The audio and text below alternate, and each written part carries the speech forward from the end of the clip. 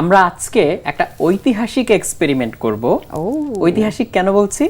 কারণ Michael Faraday এই এক্সপেরিমেন্টটা প্রথমে পৃথিবীর সামনে নিয়ে আসেন এবং তার যে এক্সপেরিমেন্টের ফলাফল তার উপরে ভিত্তি করেই কিন্তু আমরা আজকের যে জেনারেটর জিনিসটা পাচ্ছি, এই জেনারেটরের মূলনীতিটা তৈরি। তো আজকে আমরা যত বিদ্যুৎ ব্যবহার করি তার বেশিরভাগই কিন্তু আসে এরকম একটা জেনারেটর থেকে, যেগুলো পাওয়ার হাউসে থাকে, বড় বড় জেনারেটর। আচ্ছা, এর বাইরে আমরা আসলে সোলার প্যানেল থেকেও বিদ্যুৎ পাই, সেটা কিন্তু কমপ্লিটলি ভিন্ন উপায়ে আমরা পাই, সরাসরি আলো থেকে পাই। বাট এখনো ম্যাক্সিমাম বিদ্যুৎ আমরা পাই জেনারেটর থেকে, পাওয়ার হাউস থেকে যেটা আসে। সো এই জেনারেটরের যে মূলনীতি, তার মানে একটা কয়েলের ভিতরে ম্যাগনেটিক ফ্লাক্স চেঞ্জ করলে বিদ্যুৎ উৎপন্ন হয়, এটা খুব চমৎকার ভাবে এই এক্সপেরিমেন্টের মাধ্যমে বোঝা যায়। আচ্ছা, আমরা এই এক্সপেরিমেন্টটা করার জন্য এরকম একটা কয়েল ব্যবহার করব। এই দেখো, এই কয়েলটা কিসের তৈরি তুমি বলতে পারবে? Obviously copper. কপারের তারের তৈরি, কিন্তু কপারের তারের উপরে একটা আবরণ দেয়া আছে। হ্যাঁ, এটাকে আমরা বলি এনামেল কোটেড ওয়্যার। তোমার হাতেও আরেকটা কয়েল আছে এবং সেখানে দুটো প্রান্ত দুটো স্ক্রু এর সাহায্যে আটকানো আছে, খুবই টাইটলি।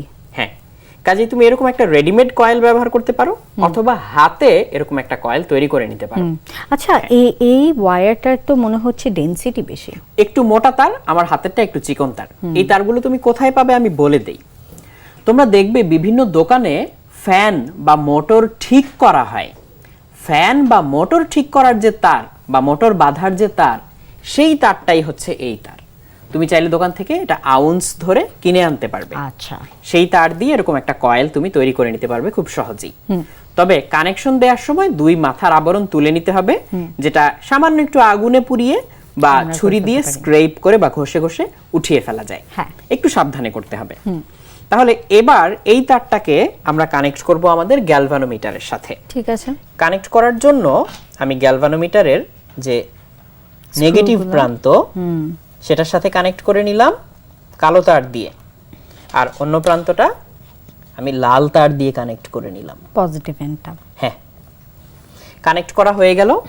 এবার এই কয়েলের একটা প্রান্ত আমি নেগেটিভে দিলাম, ঠিক আছে, একটু পেঁচিয়ে দিই যাতে না খুলে যায়, আর অন্য প্রান্তটা আমি এই লাল প্রান্তে কানেক্ট করে দিলাম। ব্যাস, আমাদের কানেকশন দেয়া হয়ে গেল। কিন্তু তুমি কি গ্যালভানোমিটারের কাটায় কোনো নড়াচড়া দেখতে পাচ্ছ? না, কোনো নড়াচড়াই এখন দেখা যাচ্ছে না। গ্যালভানোমিটার এই কাজটাই করে যে এর ভেতর দিয়ে যদি কারেন্ট যায় তাহলে সেই কাটা নড়াচড়ার মাধ্যমে তোমাকে জানান দিবে। আচ্ছা, কাটা যদি এদিকে সরে যায় তাহলে তুমি বুঝবে একদিকে কারেন্ট যাচ্ছে, যদি কাটা উল্টো দিকে সরে যায় তাহলে উল্টো দিকে কারেন্ট যাচ্ছে। আর কাটা যদি একটা জায়গায় নড়াচড়া করে তার মানে কারেন্ট একবার এদিকে একবার এদিকে, দুই দিকেই পর্যায়ক্রমে প্রবাহিত হচ্ছে এবং সেটাই আসলে এসি কারেন্ট, অল্টারনেটিং কারেন্ট। এবার এখানে কারেন্ট তৈরি করার জন্য কি করতে হবে সেটাই আমরা এখন দেখি। মাইকেল ফ্যারাডে কি করেছিলেন? তিনি এর মধ্যে ম্যাগনেটিক ফ্লাক্স চেঞ্জ করেছিলেন। দেখো, আমার এই প্রান্তটা খুলে গিয়েছে, আমরা এটাতেই কানেকশন দিয়ে ফেলতে পারি, তাহলে আরো ভালো হয়। খুলে যাওয়ার কোনো চান্স নেই যেহেতু স্ক্রু দিয়ে আটকানো। এই যে আমি একটা প্রান্ত কানেক্ট করে নিলাম, ব্যাস, এবার অন্য প্রান্তটাও কানেক্ট করে নিলাম। এই তাহলে এই হচ্ছে আমার কয়েল। এবার লাগবে একটা ম্যাগনেট। এবার এই দেখো, আমি খুবই পাওয়ারফুল একটা ম্যাগনেট নিচ্ছি। এটাকে বলে নিওডাইমিয়াম ম্যাগনেট। নিওডাইমিয়াম ম্যাগনেট তুমি অলরেডি জানো যে world's strongest artificial magnet. So খুবই শক্তিশালী এবং খুবই ডেঞ্জারাস একটা ম্যাগনেট।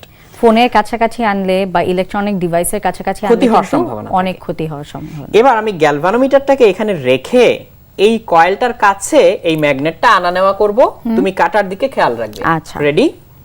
এই দেখো, তুমি কি কাটা নড়তে দেখতে পাচ্ছো? ইয়েস, আমরা এখানে তাহলে বলতে পারি যে এসি কারেন্ট তৈরি হচ্ছে। কাটা কি একদিকে নড়ে না দুই দিকেই নড়ছে? না, দুই দিকেই নড়ছে। দুই দিকেই নড়ছে, তাই না? তার মানে এখানে এসি কারেন্ট তৈরি হচ্ছে। কিন্তু মনে হচ্ছে যে এটা যদি আমরা কিছুক্ষণ ধরে থাকি তাহলে প্রবাবলি লেফট সাইডের দিকে এটা সরে যাবে। আচ্ছা, তোমার কথাটা আমি চেক করে দেখি। রাইদা এখন বলছো যে চুম্বকটাকে ধরে রাখলে লেফট সাইডের দিকে চলে যাবে। দেখো কি হয়। লেফট সাইডে চলে গিয়ে ও কিন্তু আবার আগের জায়গায় ফিরে আসছে। এটাই ছিল সবচেয়ে ইম্পর্টেন্ট অবজারভেশন। কারণ আমি যদি এই চুম্বকটাকে রেখে দেই তাহলে এর ভিতরে এখন অনেক ম্যাগনেটিক ফ্লাক্স আছে এই কয়েলের ভিতরে, বাট কাটা কি নড়ছে না, তাহলে কোনো বিদ্যুৎ নেই। কেন? কারণ অনেক ম্যাগনেটিক ফ্লাক্স থাকার পরেও কোনো চেঞ্জ নেই, যা ছিল তাই। চেঞ্জ হবে কখন? উঠিয়ে ফেলার সময়। এবার দেখো আমি এখানে একটা হ্যাচকা টান দিয়ে উঠিয়ে ফেলবো, তখন কি হয়? রেডি, 1 2 3। রাখার সময় একদিকে নড়ে, ওঠানোর সময় উল্টো দিকে নড়ে। দেখো রাখার সময় এদিকে চলে আসে, আর ওঠানোর সময় তোমার দিকে চলে যায়। এই দেখো এখন তোমার দিকে চলে গেল, আমার দিকে চলে আসলো, আবার তোমার দিকে চলে গেল, আমার দিকে চলে আসলো। এটাই হচ্ছে অল্টারনেটিং কারেন্ট। এই চুম্বকটাকে যদি আমি দ্রুত কাছে দূরে আনা নেওয়া করি, তাহলে এই কাঁটা একবার এদিকে একবার ওদিকে যাবে। তার মানে একবার বিদ্যুৎ এদিকে প্রবাহিত হচ্ছে, আরেকবার ওইদিকে প্রবাহিত হচ্ছে। এই কাজটা একটা পাওয়ার হাউসের জেনারেটরে দ্রুত কিভাবে করা হয়? হ্যাঁ, ইন্ডাস্ট্রিয়াল লেভেলে আমরা এটা কি করছি? চুম্বকটাকে খুব দ্রুত ঘোরানো হয়।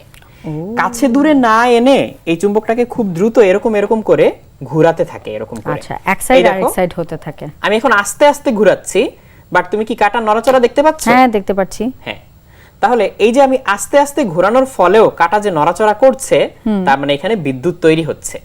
খুবই অল্প পরিমাণে হলেও বিদ্যুৎ তৈরি হচ্ছে, কাঁটা অল্প নড়ছে। এটাকে যদি আমরা একটা পাওয়ার হাউসে নিয়ে যাই এবং খুব জোরে ঘোরানোর কোনো মেকানিজমের সাথে কানেক্ট করে দেই, তাহলে কি হবে?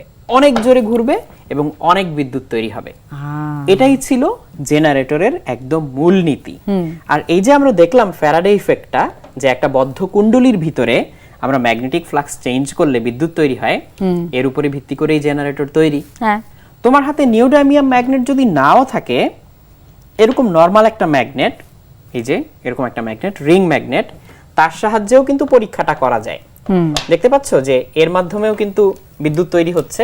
এই যে দেখো, ওয়াও, খুবই ইন্টারেস্টিং লাগলো ভাইয়া। এবং সবচেয়ে বড় ব্যাপার হলো যে জেনারেটর এত কমপ্লিকেটেড একটা ডিভাইস মনে হয়, আজকের এক্সপেরিমেন্টের থ্রুতে কিন্তু আমরা খুবই সুন্দর করে এটা কত সিম্পল একটা মেকানিজমে চলে এটা কিন্তু বুঝতে পেরেছি।